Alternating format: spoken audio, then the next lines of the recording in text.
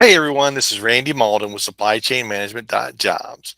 And today I'd like to talk to you about what is causing supply chain issues.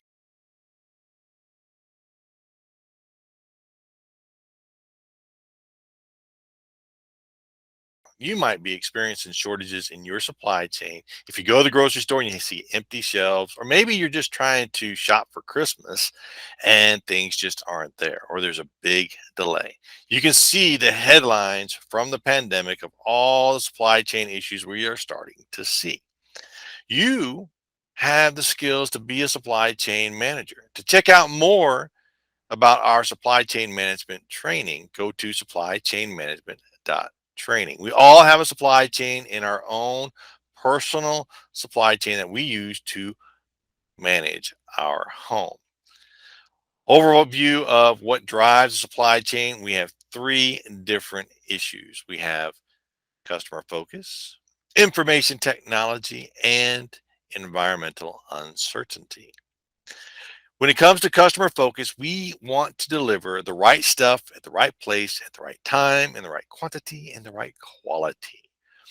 Amazon and Walmart and all the retail stores focus on you as the customer to make sure that happens.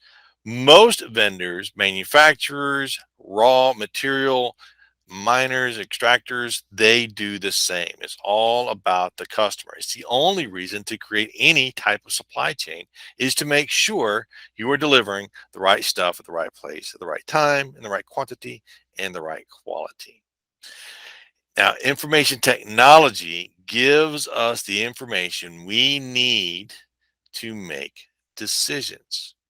We are at home, we use our debit card, credit card statements to see what we're buying, or we create a grocery list or a Christmas list to let us know what our requirements are and what we need to use when we go out shopping with our vendors. And then with our vendors, we negotiate, we research, we figure out what's available, we make the purchase, then we move it to our home, which is logistics, right? So all of this is supply chain management and information technology, as simple as a pad and paper, all the way up to the more sophisticated systems such as SAP or Oracle or Vendorful. These are all different technological solutions that people use to manage their supply chain.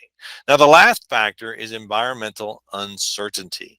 Environmental uncertainty drives us to make decisions when we're not sure about what is available, who has it, where is it, when can I get it, why can't I find it, or why can I find it, and where we have to go to get it. And then how do I get it, right? It's all about that uncertainty, which causes shortages in toilet paper, which we saw in the beginning of the pandemic.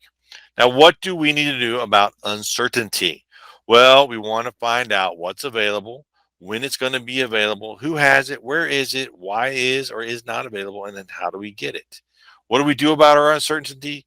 We ask more questions. We don't just take on face value. We want to make sure we know what's available and ask.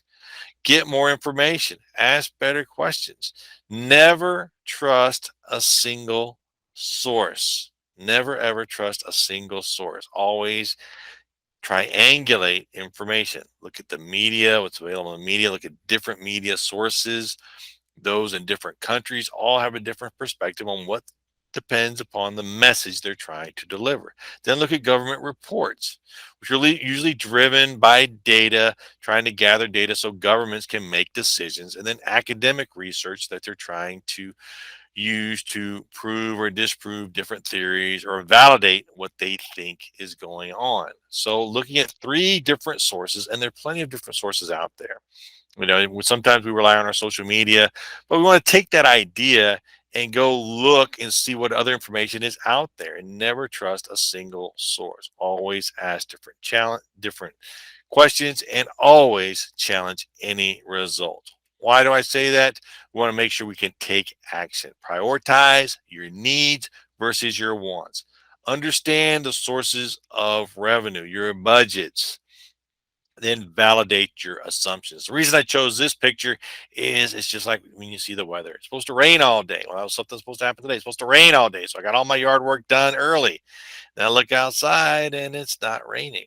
So we want to validate. I don't want to assume that weatherman is correct because a lot of times they're not, right? So we want to look at things, validate those assumptions, validate if it's raining or not, validate whether or not toilet paper is really in shortage or it's just stuck in the supply chain somewhere. And we need to figure out where it is, right? Go out and get multiple sources that are out there. Now, the next time we go through our presentation, we're going to talk about why there are supply chain issues, what you can do to improve your supply chain, your personal supply chain, as well as your business supply chain, and what types of supply chain jobs are out there and available just for you, whether you're just getting started in the career or you've been doing it for a while. Go to supplychainmanagement.jobs to figure out what's available and apply for current positions. You may notice that on some of our channels. Another video is what are the current jobs available. Take a look at that and you'll see how to navigate our website and get a free resume review. Hope you've enjoyed this presentation and we'll talk to you soon.